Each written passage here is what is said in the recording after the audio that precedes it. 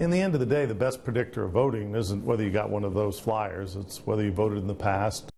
Political candidates will do just about anything to get your attention, but the question is it enough to get voters to the polls? According to the state, right now, early voting numbers are actually down, and that's forcing local politicians to find some new ways to get their message out. Fox 17's Meagan OHalloran live downtown tonight to explain what they're doing. Meagan. Well, Scott and Stacy, it's that time again. Candidates are all trying to outdo each other with bigger signs and bigger messages. But are people really paying attention, and do they even care?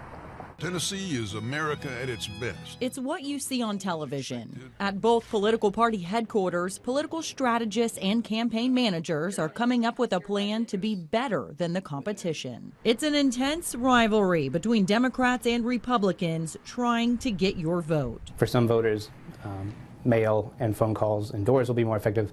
For some voters, digital and social media will be more effective, but it's the combination of all of these. We got to get creative. You have to be creative with your direct mail, with the message you have on there. Every word on these political ads are carefully thought out, but what's keeping them from ending up in the trash can? Vanderbilt political science professor John Geer says not much. So there's not a lot of excitement in this campaign as much as there might be in previous years, and that poses a bit of problem for turnout because voters like a close race and it gives them more reason to vote. For that very reason, politicians are taking to social media on the campaign trail. It's a cheaper form of advertising, but even those political ads seem to be lost in translation online. No, they don't have to be controversial or competitive. They just got to be creative. I think you have to communicate with voters with the same message as many different ways as possible and reach different voters where they are.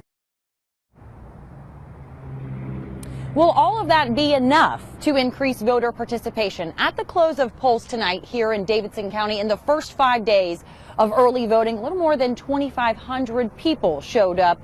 But it looks like the biggest opponent in some of these races may as well be indifference. We're live downtown tonight. Meagan OHalloran, Fox 17 News.